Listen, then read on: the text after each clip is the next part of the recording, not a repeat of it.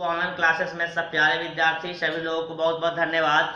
10th class के जो बच्चे पढ़ रहे हैं तो बहुत सारे बच्चों ने रिक्वायरमेंट रखा कि सर केमिस्ट्री का हमें कुछ चैप्टर्स लेकर आए। मैथ तो हमें बार बार बताया जा रहा है और मैथ हम कार में प्रैक्टिस कर रहे हैं, केमिस्ट्री में भी कुछ चीज़ें बताया जाए।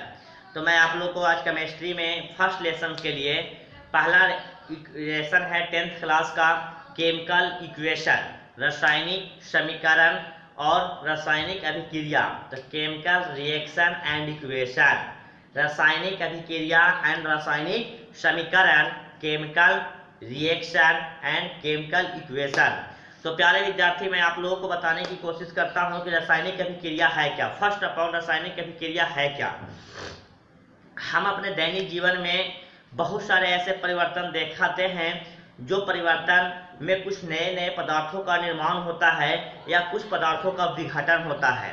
ऐसे हम लोग सुबह से शाम होते होते हमारे दैनिक जीवन में अनेक प्रकार की घटना घटती है। हम लोग गौर भी करते हैं, किसी किसी घटना पे गौर नहीं करते हैं। जैसे सबसे पहले आप अपने घर में ही देखें तो हमारे घर में अगर दूध होता है तो दूध से मम्मी चाहे हमारे दूध से दही बनाती है, तो दूध का स्वाद देखिएगा तो बिल्कुल मीठा होता है या फिर भी मीठा टाइप का होता है और दही का स्वाद खट्टा होता है। दूध जो होता है वो तरल होता है लेकिन दही कुछ कम तरल होता है, जमा टाइप का होता है, थक्का टाइप का होता है।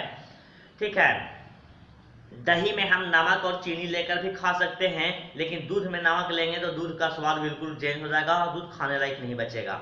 तो इस प्रकार से आप देखते हैं कि दूध से ही बना दही लेकिन उसका बिल्कुल गुण भिन्न हो गया, लेकिन और दूध का गुण बिल्कुल भिन्न था। तो इसी प्रकार से हम लोग अपने दैनिक जीवन में अनेक प्रकार, जैसे हम भोजन करते हैं, सबसे बड़ा एग्जाम्पल है भोजन का पचना। हम चावल जब खाते हैं या रोटी खाते हैं, सब्जी खाते हैं, दाल खाते हैं तो हमारे शरीर में जाता है, लेकिन वो जाने के बाद वह 5-8 घंटा से 10 घंटा या 15 घंटा के अंतर्गत में, 24 घंटा के अंतर्गत में हमारे बॉडी के अंदर एक पाचन क्रिया होती है, पाचन तंत्र होता है जिसमें वह जाकर पूरी तरह से पच जाता है और उसका अवशिष्ट को हम लोग मल के रूप में त्याग करते हैं। तो भोजन जो होता है उसका जो मल होता है उसका गुण बिल्कुल डिफरेंस होता है। तो भोजन का पचना हम कह सकते हैं, दूध का जमना हम कह सकते हैं। आप लोग देखे होंगे बल्ब होता है हमारे घर में, जब बल्ब है तो उसमें बिजली आ रही है और स्विच जब तक ऑन नहीं करते हैं तब तक वह बल्ब ऐसे नॉर्मल होता है, बट जैसे ही स्विच को ऑन करते हैं पूरा घर को प्रकाशित कर देता है और स्विच को ऑफ करते हैं तो फिर वो घर को अंधेरा कर देता है, मतलब अपनी पूर्ण अवस्था में वापस चला जाता है। और जब उसको ऑन करते हैं तो वह हमारा दूसरी अवस्था में चला आता है। तो भाई प्यारे विद्यार्थी स्टूडेंट्स, हम आप लोग को बताने की कोशिश ये कर रहे हैं कि हम लोग अपने दैनिक जीवन में अनेक प्रकार के परिवर्तन देखते हैं। कुछ परिवर्तन जो होते हैं विद्यार्थी, वह परिवर्तन भौतिक होते हैं और कुछ परिवर्तन रासायनिक होते हैं। रासायनिक परिवर्तन एक वैसा चेंज है, chemical change and physical change. तो हम लोग जानते हैं, पढ़े भी हैं 8th क्लास में कि what is the physical change और what is the chemical change. क्या होता है फिजिकल चेंजेस और क्या होता है केमिकल चेंजेस, क्या होता है भौतिक परिवर्तन और कैसे होता है रासायनिक परिवर्तन। तो मैं आपको बताता हूँ, थोड़ा सा ध्यान दीजिएगा कि रासायनिक परिवर्तन में जो पदार्थ होता है उसे नए पदार्थ का निर्माण होता है और वो नए पदार्थ का गुण पहले वाले पदार्थ के गुण से बिल्कुल भिन्न होता है और वह अपने पुराने अवस्था में वापस नहीं लौटता है। जैसे भोजन का पचना, भोजन जो रोटी चावल है उसको खाते हैं तो वह पच जाता है तो फिर अपने पुराने अवस्था में वापस नहीं जाता है। दूध से दही बनना, अगर दूध से दही बन जाता है तो दही से फिर दूध नहीं बनता है। लेकिन कुछ परिवर्तन ऐसे हैं जो हमारा क्या बोलते हैं कि वह अपने पूर्ण अवस्था में परिवर्तन होने के बाद भी लौट जाते हैं। जैसे जल का जमना, पानी जब जमता है स्टूडेंट तो बर्फ बन जाता है, पानी जमता है तो बर्फ बनता है, लेकिन बर्फ को जैसे ही हम रूम टेम्परेचर पे लाते हैं, 25 डिग्री पे लाते हैं तो वह धीरे धीरे पानी बनने लगता है। तो पानी से बर्फ बना, चेंज हुआ, पानी जो है तरल है, द्रव है, लेकिन बर्फ है जो ठोस हो जाता है, लेकिन ठोस फिर पानी बन जाता है। तो वह अपनी अवस्था, इस अवस्था से इस अवस्था में गया और इस अवस्था से इस अवस्था में वापस आ गया, तो हम उसको बोलेंगे कि भौतिक परिवर्तन है। बल्ब का जलना भौतिक परिवर्तन है। तो विद्यार्थी, हम अपने दैनिक जीवन में बहुत सारे ऐसे रासायनिक क्रिया को देखते हैं। तो रासायनिक अभिक्रिया पे हमने आपको चर्चा कर रहा था, रासायनिक अभिक्रिया है क्या। रासायनिक अभिक्रिया, अभिक्रिया और रासायनिक समीकरण, ठीक है, समीकरण। इसको हम बोलेंगे केमिकल रिएक्शन एंड इक्वेशन, ठीक है। तो रासायनिक अभिक्रिया जो होता है, इसमें इसकी परिभाषा हम दो टुक में बताने की कोशिश कर रहा हूं कि जब दो या दो से अधिक पदार्थ, जब दो या दो से अधिक पदार्थ या कोई अकेले ही पदार्थ अभिक्रिया करके एक नए पदार्थ का निर्माण करता है, या दो से अधिक नए पदार्थ का निर्माण करता है जिसका गुण पहले वाले पदार्थ के गुण से बिल्कुल भिन्न होता है, तो हम लोग इसको रासायनिक अभिक्रिया कहते हैं। क्या कहते हैं? इसको रासायनिक अभिक्रिया कहते हैं।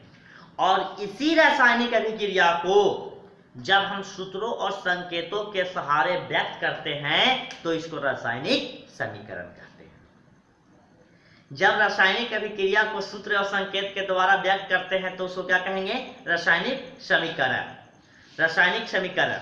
तो मैं एग्जांपल देता हूं, जैसे कि हमारे पास प्यारे विद्यार्थी, हमारे पास हाइड्रोजन है और हमारे पास आयोडीन है, ठीक है।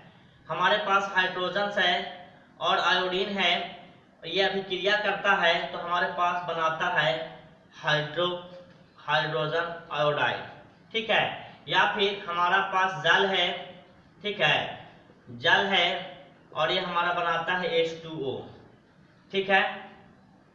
इसे रासायनिक अभिक्रिया है।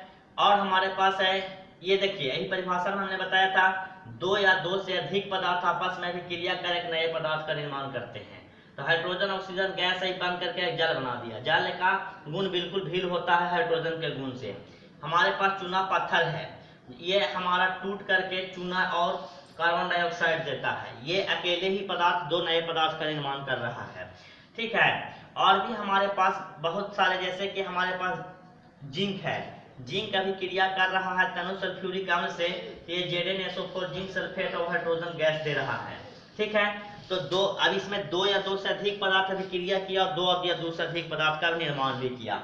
यहाँ पर जिंक हमारा है, यहाँ हमारा जिंक सल्फेट है, जिंक का गुण जिंक सल्फेट से बिल्कुल भिन्न होगा। यहाँ हमारा तनु सल्फ्यूरिक अम्ल है, सल्फ्यूरिक ये अम्ल है, इसमें यहाँ पर जो आ रहा है उसका गुण इससे बिल्कुल भिन्न होगा। तो इस प्रकार की जितनी भी क्रियाएं होती है इसको हम लोग रासायनिक अभिक्रिया कहते हैं। इसे क्या कहते हैं विद्यार्थी?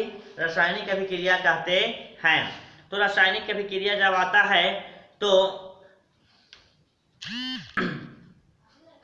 तो हमारे पास जब ये आप अभिक्रिया देख रहे हैं, रासायनिक अभिक्रिया हो रहा है, तो मैं आपको बता दूं कि बहुत सारे, देखिए अब आपको मन में प्रश्न उठता होगा कि हम इसमें कुछ चीजों को कहते क्या है। देखिएगा, इसको हम लोग, और ये हमारे पास दो गो चीज आ गया, बीच में एरो का चिन्ह है, तीर का निशान है। तीर का निशान ये दे रहा है कि ये दोनों अभिक्रिया करके ये पदार्थ का निर्माण किए। तो ये जो दोनों पदार्थ अभिक्रिया हुआ इसको हम लोग अभिकारक कहते हैं। अभिकारक, ठीक है, अभिकारक, या इसको रिएक्टेंट कहते हैं, रिएक्टेंट, ठीक है। और जो पदार्थ बनता है इसको हम लोग प्रतिफल या इसको उत्पाद कहते हैं, इसको हम लोग प्रोडक्ट कहते हैं, ठीक है। परिभाषा में बहुत इजी वे में बता रहा हूं, आप लोग नोट करते चलिएगा, ठीक है।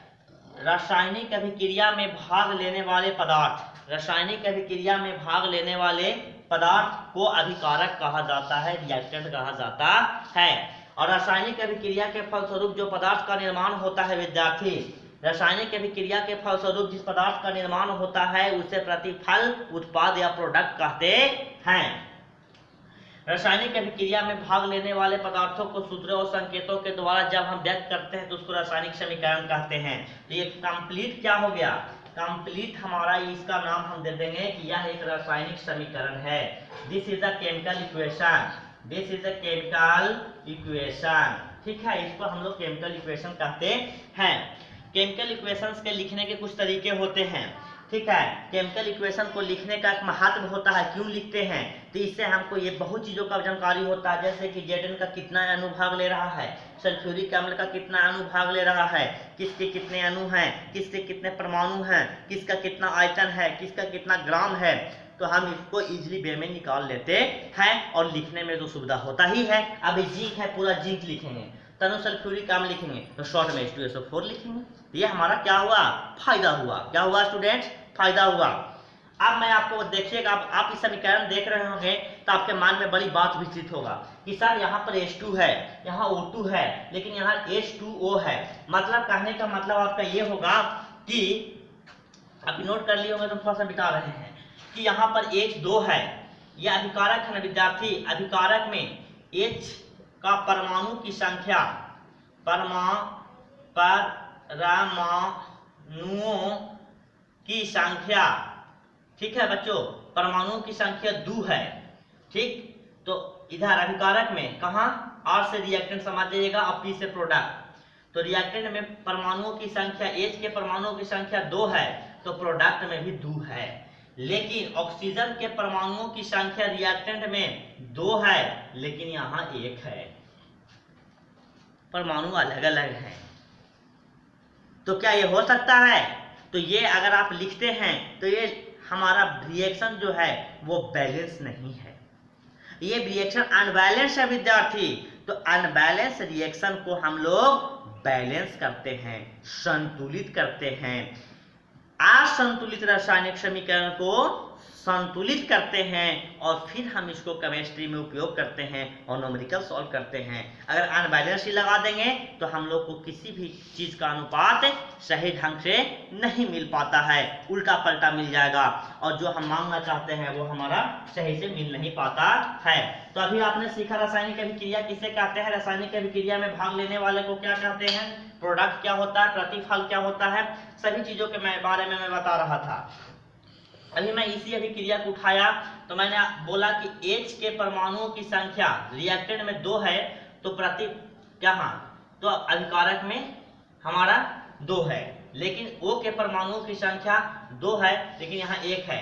तो इस प्रकार से ये अभिक्रिया बैलेंस नहीं है, तो हम लोग इसको बैलेंस करते हैं, इसको हम लोग बैलेंस करते हैं और हम इसको संतुलित करते हैं। तो संतुलित करने के नियम को सीखते हैं कि संतुलित करने का नियम क्या है।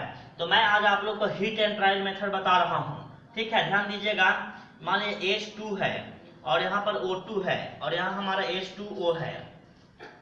ध्यान देना, यहाँ जो गुना होता है आगे में, किसी भी तत्व के आगे में जो अंक गुना है वो उसका परमाणुओं की संख्या है और पीछे में अणु की संख्या होता है। मतलब दायां ओर राइट साइड परमाणुओं की संख्या और बाईं ओर अणुओं की संख्या।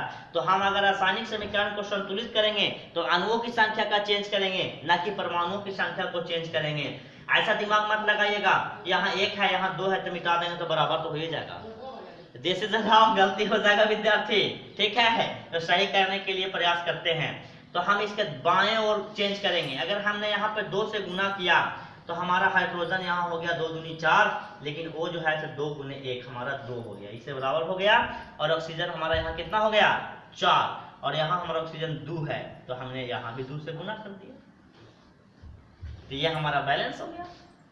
This is a balance reaction, balanced reaction, ठीक है। तो हम लोग रिएक्शन को बैलेंस करने के लिए मैं आपको ये बता रहा था। तो इस प्रकार से बैलेंस, संतुलित और रासायनिक समीकरण को संतुलित करना, असंतुलित रासायनिक समीकरण को संतुलित करना और रासायनिक समीकरणों का उपयोग हम आपको बताएं कि क्या क्या होता है, अभिकारक क्या है, प्रतिफल क्या है, प्रोडक्ट क्या है, ठीक है, रासायनिक अभिक्रिया होते क्यों हैं। तो हमारे मैंने बताया कि दैनिक जीवन में बहुत सारे पदार्थों को हम देखते हैं, उसमें कुछ न कुछ अनेक प्रकार की क्रियाएं खुद ब खुद होती रहती है, या कुछ को क्रिया करवाने के लिए हमको मेल जोल करवाना पड़ता है, अभिक्रिया करवाना पड़ता है, ठीक है विद्यार्थी। तो हम आप नेक्स्ट क्लास में आपको रसायन शास्त्र के रासायनिक समीकरण को संतुलित करने के लिए और असंतुलित करने के लिए एक विस्तार क्लास लेकर के आऊंगा।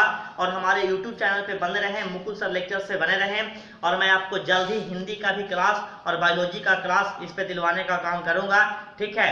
तो आप हमारे क्लास में बने रहें, हमारे चैनल को सब्सक्राइब नहीं किए तो सब्सक्राइब करें। धन्यवाद, धन्यवाद विद्यार्थी, थैंक यू।